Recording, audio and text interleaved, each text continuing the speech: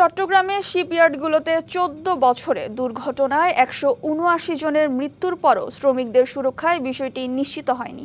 সুফল নেই সরকারি ও আন্তর্জাতিক নানা তৎপরতায়। বারবার দুর্ঘটনার পরও শ্রমিক সুরক্ষায় যথাযথ ব্যবস্থা নেওয়া হচ্ছে না বলে অভিযোগ শ্রমিক নেতাদের।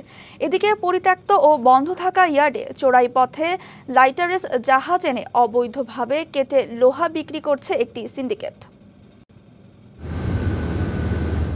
গেল বছরের ৭ই সেপ্টেম্বর চট্টগ্রামের সীতাকুণ্ডে ব্যবসায়ী শওকত আলী চৌধুরীর মালিকানাধীন এসএন কর্পোরেশন শিপইয়ার্ডে জাহাজ ভাঙার সময় ভয়াবহ বিস্ফোরণে দগ্ধ হন ১২ শ্রমিক, পরে মারা যান ৬ জন। গত ১০ বছরে প্রতিষ্ঠানটির ৩টি শিপইয়ার্ডে দুর্ঘটনায় মৃত্যু হয়েছে অন্তত ১৬ শ্রমিকের।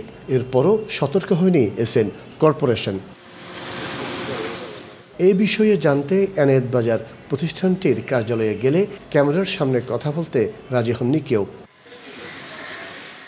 একসময় ১৫০টির বেশি শিপইয়ার্ড থাকলেও করোনা মহামারী ও ডলার সংকটে পড়ে তা ঠেকেছে ৩০ থেকে ৩৫টিতে। ৩ বছর ধরে হংকং কনভেনশনের শর্ত মেনে গ্রিন শিপইয়ার্ডে রূপান্তর হয়েছে মাত্র ১৩টি। শ্রমিক নেতাদের অভিযোগ, জাহাজ ভাঙা শিল্পে মানা হচ্ছে না শ্রম আইন, গড়ে তোলা যায়নি নিরাপদ কর্মক্ষেত্র।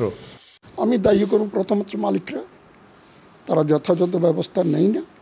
অ্যাকনল সোপ, দেশের নাম্বার 1 হালাল অ্যান্টিব্যাকটেরিয়াল সোপ, ন্যাচারাল ব্যাকটেরিয়ালাইসিসের সুরক্ষায় ফ্রেশ ও অ্যাক্টিভ সবসময়। তারপরে দায়ী প্রশাসন, যারা এটার দায়িত্ব পালন করা না দেখলে এটা বন্ধ করে দেওয়া, করে না। অ্যাক্সিডেন্টটা ঘটে গেলে ৩ মাসের জন্য বন্ধ করে, ৩ মাস পরে আবার শুরু করে যথারীতি। যে সকল শিপ ব্রেকিং ইয়ার্ড আপনার গ্রিন সার্টিফাইড না, তারা জাহাজ ভাঙার জন্য আর আমদানি করতে পারবে না। জাহাজ ভাঙায় নিরাপত্তা এবং পরিবেশ সুরক্ষা নিশ্চিত করার জন্যই সকল শিপ ব্রেকিং ইয়ার্ডকে গ্রিন সার্টিফাইড হতে হবে। গেল ১৪ বছর চট্টগ্রামে শিপইয়ার্ডের দুর্ঘটনায় প্রাণ গেছে ১৭৯ জনের, আহত হন ৫০০র বেশি শ্রমিক। কাগজ কলমে নানা নিরাপত্তামূলক ব্যবস্থার কথা বলা হলেও উন্নতি নেই পরিস্থিতির। এতে বহুপক্ষীয় গাফলতি দেখছেন বিশেষজ্ঞরা, যদিও তা স্বীকার করতে নারাজ ইয়ার্ড মালিকরা। কোনো শিপ ব্রেকার্স বা কোনো মালিক চায় না যে কোনো ইয়ার্ডে একটা দুর্ঘটনা ঘটুক। ফিল্ড ম্যানেজমেন্টে যারা থাকে অনেক সময় তাদের অবহেলার কারণও কি হয়, আর কিছু এক্সপ্লোশন হয় যেগুলি হয়তো আমাদের দেশে এখন এমন কোনো প্রযুক্তি আবিষ্কৃত হয় নাই যে জাহাজের থেকে সম্পূর্ণরূপে গ্যাস নিষ্কাশন করে ফেলবে। স্কাপ জাহাজ কাটার জন্য ইয়ার্ডে আনার আগে শিল্প মন্ত্রণালয়, পরিবেশ অধিদপ্তর সহ ৫ দপ্তরের অনুমতি লাগে। সংশ্লিষ্টদের চোখ ফাঁকি দিয়ে পরিত্যক্ত ও কয়েকটি বন্ধ ইয়ার্ডে ৬ মাসে শতাধিক লাইটারেজ জাহাজ কেটেছে সিন্ডিকেট চক্র। এতে বিপুল রাজস্ব হারানোর পাশাপাশি ক্ষতি হচ্ছে পরিবেশের।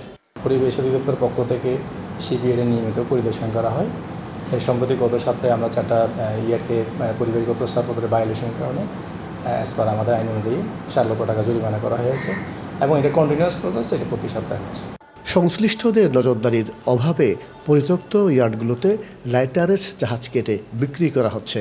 এটি বন্ধ না হলে জাহাজ ভাঙা শিল্পে ব্যাপক ক্ষতির শঙ্কা ইয়ার্ড মালিকদের। মাসুদুল হক, ডিবিসি নিউজ, চট্টগ্রাম।